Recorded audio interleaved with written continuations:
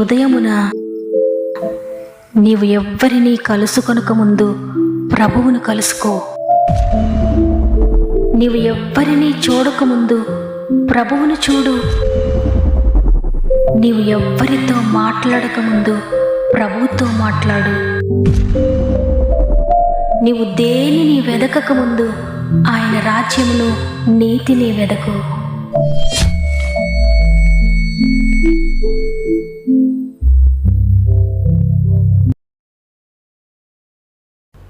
Praise the lord. ఈ ఉదయకాలమున God first అనే వాగ్దాన కార్యక్రమానికి మరొకసారి మిమ్మల్ని అందరినీ హృదయపూర్వకంగా ఆహ్వానిస్తూ ప్రభు నామంలో మీ అందరికీ నా యొక్క ప్రత్యేకమైన శుభములు తెలియజేస్తున్నాను. ప్రియ దేవుని బిడ్డలారా, ఎలా ఉన్నారు? బాగున్నారు కదా? దేవుడు తన కృపలో మనందరినీ ఈ విధంగా క్షేమంగా ఉంచినందుకు మొట్టమొదటిగా దేవునికి కృతజ్ఞతాస్తుతులు చెల్లిస్తూ ఉన్నాను. ఈరోజు సజీవులంగా లేచి ఆయన మాట వినగలుగుతున్నామంటే కేవలము దేవుని కృప మాత్రమే. మీరు ఏ దేశం నుండి ఈ మాటలు వింటూ ఉన్నా, ఏ రాష్ట్రం నుండి మాటలు వింటూ ఉన్నా, ఏ ఊరు నుండి మాటలు వింటూ ఉన్నా, ఎక్కడి నుండి మాటలు వింటూ ఉన్నా, దేవుని మాట మిమ్మల్ని తప్పక స్వస్థపరుస్తుంది, మీకు విడుదలనిస్తుంది, మిమ్మల్ని లేవనెత్తుతుంది. దేవుని మాట అంత శక్తి కలిగింది. మృతులను సజీవులుగా చేసేది దేవుని మాట. ఎండిపోయిన ఎముకలను తిరిగి జీవింపచేయగలిగిన శక్తి దేవుని మాటకుంది. కాబట్టి ప్రియ దేవుని బిడ్డలారా, మీరు ఏ పరిస్థితుల్లో ఉన్నా కూడా ఎంత మాత్రం కలవరపడక దేవుడు మీతో మాట్లాడుతున్న మాటను పట్టుకోండి, మీ నోటితో పలకండి. తప్పకుండా మీ జీవితంలో కార్యం చూస్తారు. ఎందుకంటే ఏ ప్రార్థన ఆయన త్రోసివేడు తప్పకుండా నీ ప్రార్థన ఆలకిస్తాడు. అదేవిధంగా మీరు ఏ సమస్యలో ఉన్నా మీ ప్రతి ప్రార్థన అవసరతను కామెంట్ రూపంలో నాకు తెలియచేయండి. మీ అందరి కొరకు మేము ప్రార్థిస్తున్నాం.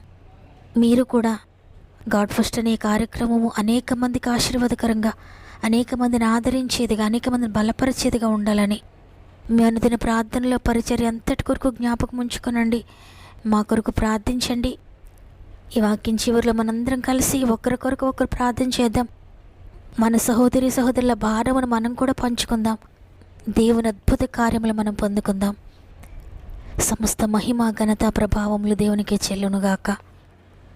ఈరోజు దేవుడు మనకు అనుగ్రహిస్తున్న శ్రేష్టమైన వాగ్దానం యోబు గ్రంథము 9వ అధ్యాయము 10వ వచనము. ఎవడునూ తెలుసుకొనలేని మహత్తైన కార్యములను, లెక్కలేనన్ని అద్భుత క్రియలను ఆయన చేయుచున్నాడు. ఆమేన్. నీ జీవితంలో అద్భుత కార్యములు జరిగించే గొప్ప వాగ్దానాన్ని దేవుడు ఈరోజు నీకు అనుగ్రహించారు. ఎవ్వరూ తెలుసుకొనలేని, ఎవరి ఊహకు అందని ఆశ్చర్యకరమైన కార్యములను, లెక్కలేని అద్భుత క్రియలను నీ జీవితంలో నేను చేస్తున్నానని దేవుడు ఈరోజు వాగ్దానం చేస్తున్నారు.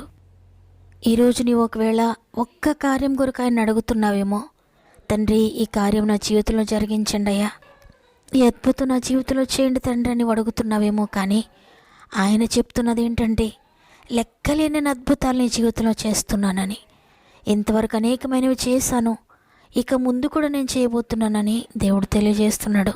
అవును, నీ జీవితంలో ఇంతవరకు అయినా ఎన్ని అద్భుతాలు చేశారో ఒక్కసారి గుర్తు చేసుకోండి. నీవు ఆయన దగ్గరకు వచ్చిన ఆయన నమ్మిన నీ కొరకు ఆయన ఎన్ని ఆశ్చర్యకార్యములు చేశారో, ఏ విధంగా నేను నడిపించారో, ఎంత ఇరుకులో నుండి ఆయన నేను నడిపించారో, నీ బంధువులు, నీ స్నేహితులు ఆశ్చర్యపోయే కార్యములు ఇంతవరకు దేవుడు అనేకమైన నీ జీవితంలో జరిగించారు. ఇక ముందు కూడా అంతకన్నా అద్భుతం చేయగలడు ఆయన. అయితే ఇక ముందు కూడా ఆయన అటువంటి కార్యములు, అంతకన్నా గొప్ప కార్యములు, అంటే అంతు చిక్కని కార్యములు, నీ ఊహకందని కార్యములు, ఏ అవకాశం లేదు, ఇది ఎలా జరుగుతుంది అని నీవు అనుకుంటున్న ఆ కార్యములు కూడా ఆయన నీ జీవితంలో చేస్తూ ఉన్నాడు. ఆయన ప్రారంభించాడు.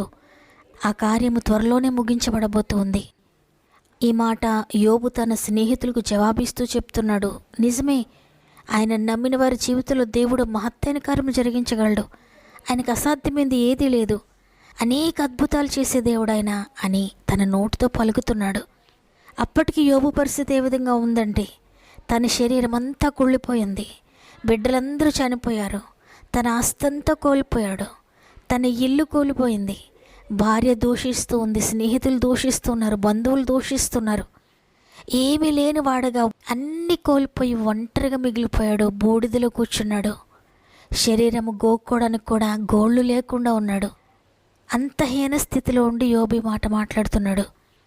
నేను ఇంత భక్తిగా ఆయన కొరకు జీవిస్తుంటే దేవుడు ఇలా చేశాడేంటి నా జీవితాన్ని, ఇంత ఘోరంగా నా జీవితం అయిపోయిందంటే దేవుడు ఉన్నాడా, ఆయన చూస్తున్నాడా, ఆయన ఎందుకు నన్ను విడిచిపెట్టాడు, ఆయన ఉంటే నా జీవితం ఇంత హీనంగా ఎందుకు అయిపోయింది, ఇంతగా నేను ఎందుకు శ్రమ పొందాలి, నేను ఏ పాపం చేశానని అని ఆ విధంగా మాట్లాడడం లేదు. కానీ నిజమే, నా దేవుడు గొప్పవాడు, ఆయన లెక్కలేని అద్భుతాలు చేయగల సమర్థుడు, మహత్తైన కార్యములను, వింత కార్యములను, ఆశ్చర్యకరమైన కార్యములను చేయగలిగిన సమర్థుడు అని తన స్నేహితులతో చెప్తున్నాడు. ఏ మాట అయితే యోబు తన నోట నుండి పలికాడో అటువంటి అద్భుతాన్ని దేవుడు చేశాడు యోబు జీవితంలో. ఎవ్వరూ తెలుసుకోలేని మహత్తైన కార్యములను దేవుడు యోబు జీవితంలో జరిగించాడు. లెక్కలేని క్రియలు చేశాడు. అంటే లెక్క లేకుండా తను పోగొట్టుకున్నాడు అనేక విషయాలు. పోగొట్టుకున్న దానికంటే రెండంతలుగా ఇచ్చాడు. అంటే పోగొట్టుకున్న దానికంటే రెండంతలుగా ఇచ్చి లెక్కలేనని క్రియలు యోబు జీవితంలో దేవుడు జరిగించాడు. యోబు పలికిన అవిశ్వాసపు మాట యోబు జీవితంలో అద్భుతం చేసింది. సాధారణంగా అన్నీ బాగున్నప్పుడు, అన్నీ మంచిగా ఉన్నప్పుడు, ఆరోగ్యంగా ఉన్నప్పుడు, బలంగా ఉన్నప్పుడు, ఏ లోటు లేనప్పుడు దేవుడు గొప్పవాడంటాం. దేవుడు ఆ జీవితంలో అనేక అద్భుతాలు చేశారు అని అంటాం. కానీ వ్యాధితో ఉన్నప్పుడు, మంచంపై ఉన్నప్పుడు, పోగొట్టుకున్నప్పుడు, లాస్ అయిపోయినప్పుడు, దేవా ఎందుకు ఇలా చేసావు, తండ్రి ఏంటి అని దేవుని ప్రశ్నిస్తూనే ఉంటాం. కానీ దేవుడు ఆశ్చర్యకరుడు, అద్భుతాలు చేసే దేవుడు అని మాట్లాడడానికి చాలా కష్టంగా ఉంటుంది. అయితే అన్నీ లాస్ అయిపోయినప్పుడు, అన్నీ పోగొట్టుకున్నప్పుడు, జీవోత్సవంలా మిగిలిపోయిన ఆ భయంకరమైన పరిస్థితిలో యోబు విశ్వాసంతో కూడిన మాటలు పలుకుతున్నాడు. అన్నీ పోగొట్టుకున్న సమయంలో మనం ఏం మాట్లాడుతున్నాం, ఏదీ లేనప్పుడు మనం ఎలా మాట్లాడుతున్నాం, దేవుని ఏ విధంగా స్తుతిస్తున్నాం, ఆయనను ఏ విధంగా మనం చూస్తున్నాం, ఆయనను ఏ విధంగా విశ్వసిస్తున్నాం అనేది దేవుడు అటువంటి సమయంలోనే మనల్ని పరీక్షిస్తాడు. ఆ విధంగా పరీక్షించినప్పుడు నిర్జీవపు మాటలు, నిరాశ మాటలు, దేవునిని ప్రశ్నించే మాటలు పలకకుండా దేవుడు గొప్పవాడు, నేను మంచిగా ఉన్నా లేకపోయినా దేవుడు గొప్పవాడు, నా జీవితంలో ఏమున్నా ఏమి లేకపోయినా ఆయన సృష్టికర్త, నా జీవితాన్ని బట్టి నేను పోగొట్టుకొని ఉంటాను కానీ ఆయన నమ్మదగినవాడు, ఆయన పరిశుద్ధుడు, ఆయన నీతిమంతుడు, ఆయన అద్భుతాలు చేసే దేవుడు అని మనం ఎప్పుడైతే మన నోటితో ఒప్పుకుంటామో, అటువంటి సమయంలో ఆయనను స్తుతిస్తామో ఆ స్తుతి అర్పణ ఎంతో విలువైనదిగా తీసుకుంటాడు ఆయన. ఆ స్తుతి అర్పణ అంగీకరించబడుతుంది. దేవుని దగ్గర నుండి ఆశ్చర్యకరమైన శక్తిని మనం పొందుకుంటాం. అద్భుతాలు దిగి రావడానికి మార్గము తెరవబడుతుంది. అనేక అద్భుతాలు మనం చూస్తాం. కాబట్టి ఈరోజు ఈ మాటలు వింటున్న ప్రియ సహోదరి, ప్రియ సహోదరుడా, మీ పరిస్థితులు ఏ విధంగా ఉన్నా ఇంత మాత్రం కలవరపడకండి. మహత్తైన కార్యములు చేసే గొప్ప దేవుడు, లెక్కలేనని అద్భుతాలు చేసే గొప్ప దేవుడు ఈరోజు మీతో మాట్లాడారు. మీ జీవితంలో అటువంటి కార్యములను చేయబోతున్నాడు. కాబట్టి ఏది కోల్పోయిన పరిస్థితిలో ఉన్నా, ఎంత భయంకరమైన స్థితిలో ఉన్నా, నా దేవుడు సర్వశక్తి కలిగిన వాడు, ఆయన అద్భుతాలు చేసే గొప్ప దేవుడు, ఆయన ప్రేమ కలిగిన ప్రభు, దయగలిగిన ప్రభు అని మీ నోటితో పలకండి, ఆయన స్తుతించండి. మీ విశ్వాసము మీ జీవితంలో అద్భుతాలు చేయబోతుంది. మీ నోటితో ఒప్పుకుంటే మీ ఊహకందని అద్భుతాలు మీరు చూడబోతున్నారు. దీనుల బ్రోచెడి దైవము నీవని, దీవెనలిచ్చెడి దాతవు నీవని, దీనుల బ్రోచెడి దైవము నీవని, దీవెనలిచ్చెడి దాతవు నీవని, దీవించుము నీ దీనుడనయ్యా, దీవించుము నీ దీనుడనయ్యా, ధన్యునిగా చేయుమయా, ధన్యునిగా చేయుమయా దేవా, దేవా దీనదయా ప్రభు యేసు, దేవా, దేవా దీనదయా ప్రభు యేసు, ఊహలకందని ఉద్దేశించని ఉన్నతమైనవి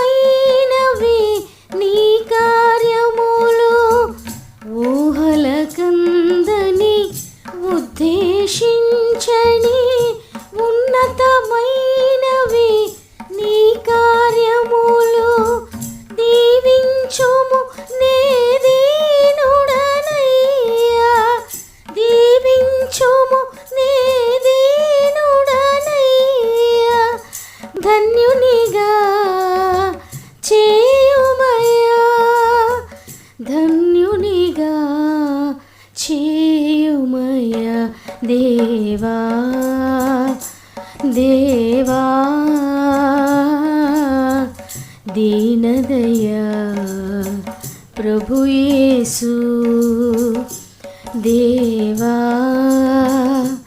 దేవా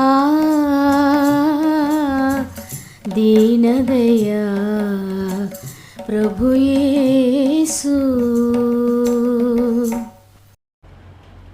ప్రేమగల తండ్రి, నీకు వందనాలైనా నీ కృపను బట్టి మరి ఒక దినాన్ని మాకు అనుగ్రహించి ఈరోజు నేను స్తుతించే తరుణాన్ని మరి ఒకసారి మాకు ఇచ్చారు. అందరిని బట్టి నీకు వందనాలు తండ్రి. అద్భుతకరమైన వాగ్దానాన్ని మాకు అనుగ్రహించారు. లెక్కలేని అద్భుతాలు చేస్తాను, ఎవరు యోచించలేని తెలుసుకొనలేని ఎవరి ఊహకు అందని కార్యములు నేను నీ జీవితంలో జరిగించబోతున్నానని వాగ్దానం చేశారు తండ్రి. ఎంతమంది నమ్ముతున్నారో నమ్ముట నీ వలనైతే నమ్మువానికి సమస్తము సాధ్యమే అని సెలవిచ్చారు. వాగ్దానములు ఎన్ని అయినను క్రీస్తులో అన్నీ అవునన్నట్లుగానే ఉన్నదని సెలవిచ్చారు. నమ్మిన వారందరి జీవితాలు ఈ వాగ్దానము నెరవేర్చండి తండ్రి. ఏ కార్యము జరగక సతమతమైపోతూ ఉన్నారో, ఎంతమంది ఎదుట వారు అవమానించబడుతున్నారో, నిందల పాలవుతున్నారో, తలెత్తుకోలేని స్థితిలో ఉన్నారో, పరిశుద్ధాత్ముడా ఒక్కసారి వారి జీవితంలో జోక్యం చేసుకోండి అయ్యా. వారి జీవితంలో ఏ కార్యములు అయితే జరగక నశించిపోయిన పరిస్థితిలో ఉన్నారో, పోగొట్టుకున్న పరిస్థితిలో ఉన్నారో, కోల్పోయిందంతా తిరిగి రెస్టోర్ చేయండి. లాస్ అయిపోయిందంతా తిరిగి దయచేయండి నైనా. ఏది పోగొట్టుకున్నారో సమస్తాన్ని తిరిగి దయచేయండి. ఎవరి ఊహకు అందని కార్యములు మీరు మీ కుటుంబంలో జీవితంలో జరిగిస్తున్నారని స్తుతులు చెల్లిస్తూ ఉన్నాను తండ్రి. మరి ముఖ్యంగా అనేక మంది బిడ్డలు వారి ప్రార్థన అవసరం మాకు తెలియజేస్తున్నారు తండ్రి. నైనా ప్రతి ఒక్కరిని జ్ఞాపకం చేసుకోండి అయ్యా. ఎవరిని మర్చిపోయే దేవుడు కాదయ్యా, ఎవరిని నిర్లక్ష్య పెట్టే దేవుడు కాదయ్యా. ప్రతి జీవితంలో గొప్ప కార్యం చేయడం మీరు సిద్ధంగా ఉన్నారు. ఎంతమంది నమ్ముతున్నారో వారందరి జీవితంలో కార్యములు జరిగించమని, దేని గురించి అయితే కన్నీటితో ప్రార్థిస్తున్నారో వాటన్నిటినీ కూడా ఆనందకరముగా ఆనంద బాష్పాలుగా మీరు మారుస్తున్నారని నమ్మి మా ఆత్మీయ కుటుంబం అంతటినీ బలమైన చేతులకు అప్పగించుకుంటూ ఉన్నాను. ఈరోజు ప్రత్యేకంగా పుట్టినరోజులు, పెండ్లి రోజులు జరుపుకుంటున్న వారి జ్ఞాపకం చేసుకోనండి. ఈ సంవత్సరం అంతా తోడుగా ఉండి నడిపించండి. ఈ దినం ప్రారంభిస్తూ ఈ రోజంతా ప్రతి ఒక్కరికి తోడండి నడిపిస్తారని యేసయ్య పరిశుద్ధమైన నామములో అడిగి వేడుకొంచున్నాను తండ్రి. ఆమేన్. ఈ వాగ్దానాన్ని విన్న ప్రియ చెల్లి, ప్రియ తమ్ముడు, ప్రియ అక్క, అన్న, ఏది లాస్ అయిపోయినా, యోబు లాంటి కష్టాల్లో శ్రమల్లో మీరున్న విశ్వాసపూరితమైన మాటలు పలకండి. మీరు ఏది పలుకుతున్నారో అదే దేవుని జీవితంలో నెరవేర్చబోతున్నాడు. ఈ వాగ్దానం నాతో మాట్లాడిందన్న వారందరూ కూడా ఆమెను బిగ్గరగా చెప్పండి. లైక్ చేయండి, తప్పకుండా మీకు అనుకూలమైతే షేర్ చేయండి. దేవుని చిత్తమైతే తిరిగి రేపు అందరం కలిసి ఆయనని స్తుతిందాం. అంతవరకు ప్రభు మీకు మీ కుటుంబాలకు తోడేండి నడిపించును గాక. God bless you.